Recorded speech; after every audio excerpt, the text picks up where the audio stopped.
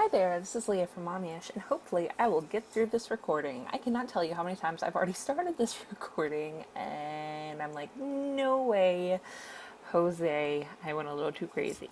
So hopefully this time my mommy brain won't kick in so hard, and I'll get through it. We'll all get through this together.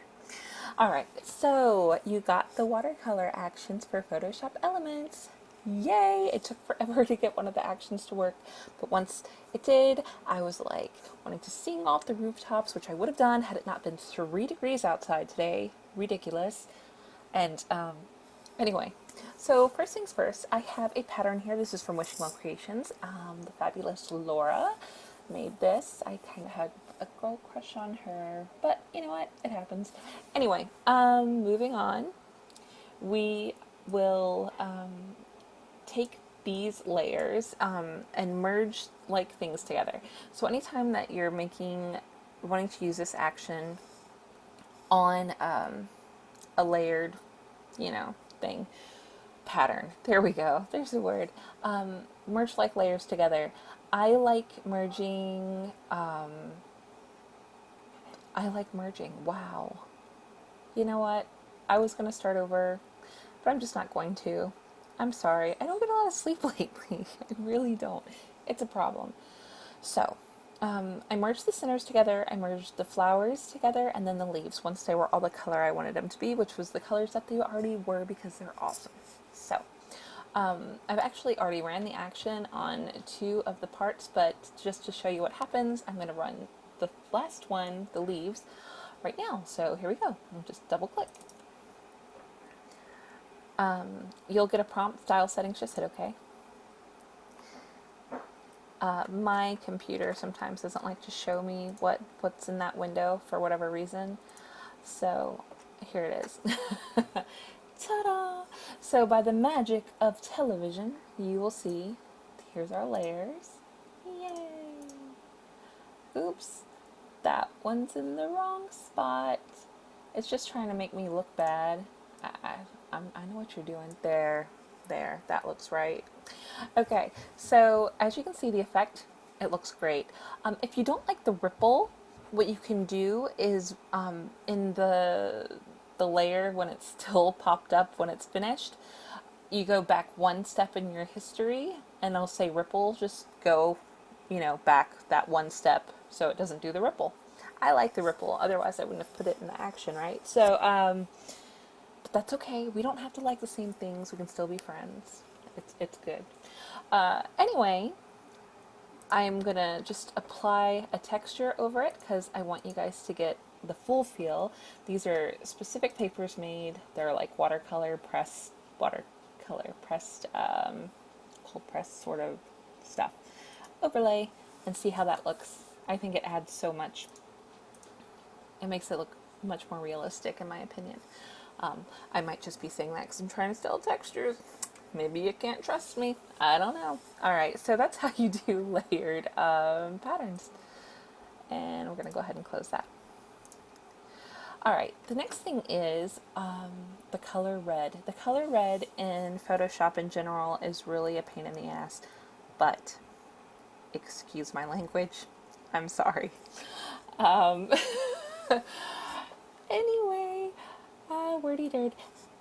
What you're going to do with red, if you don't like the effect, I'm going to show you what the effect looks like. I'm going to use the solid color large just because you can see how it works. Hit OK. And as you can tell, I mean, it's not, with red, you really can't see much there. Alright, so I'm still going to copy it and paste it into the original document just so you can kind of get a feel. This is red. I mean, it's just not very significant, but we're going to keep this layer because you're going to need it for the next thing we're going to do. I'm just going to close it so you don't see it. I'm going to take this. We're going to use a transparent effect. This is my favorite one. Alright, so double click for the transparent. It's like honk for transparency. So I'm just going to copy that layer. And if I turn off all the layers so you can see, I'm just going to paste it there. Isn't it sweet? And I'm probably going to do it again because I want it to be a little darker. Like that. I'm going to merge those two layers together. So this is for red whenever red's being annoying like it likes to be. It's because it knows it's such a pretty color, you know? So it's like, I'm going to make you work for it. I'm just going to clip a layer above the base, which was the one that I said it didn't look good, you know? And flood fill it in with white. And then look, we have our heart above it, and there we go. A more recognizably watercolor effect with that. And you can always just clip that layer to it as well if you wanted. So I think that probably looks better than that. Would you agree? You can actually tell what it is. So there you go. That's for the color red. Or any color maybe that you just want a stronger effect. That's the way to do it. Now lastly are the transparency again. I find that it's really fun to do like gradient effects and then do the watercolor effect because it looks super cool. So I did that with this. I'm going to double click the transparent layer and go. Here it goes. Yay, it's done. We're so happy. I love it. I love it so much. There. The flood filling in so you can really see the effect.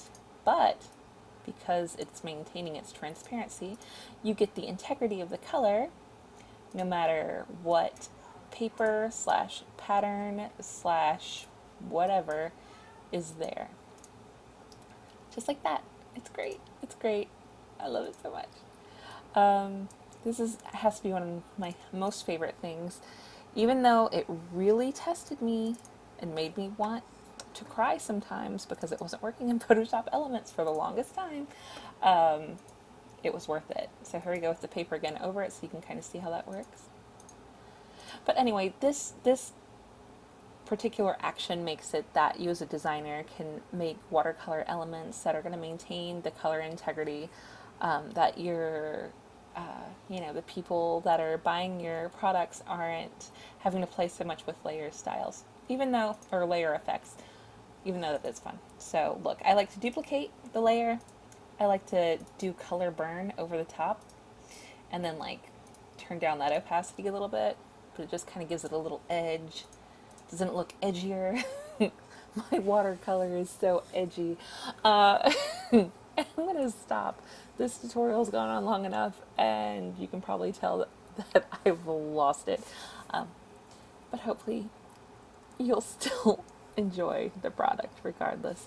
Have an amazing day. And, oh yeah, I forgot one thing. I forgot something. Look at that. Big surprise, right? Whenever you're doing the transparent effect, like with this, let's go to our original M, you need to make sure that your layer, it's only like the one layer, there's not a white layer or a colored layer behind it.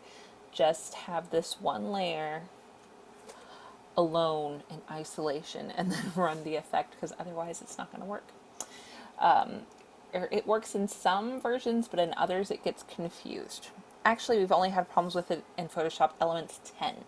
But just a heads up, and have an amazing day, evening, morning, middle of the night if you're like me with a baby.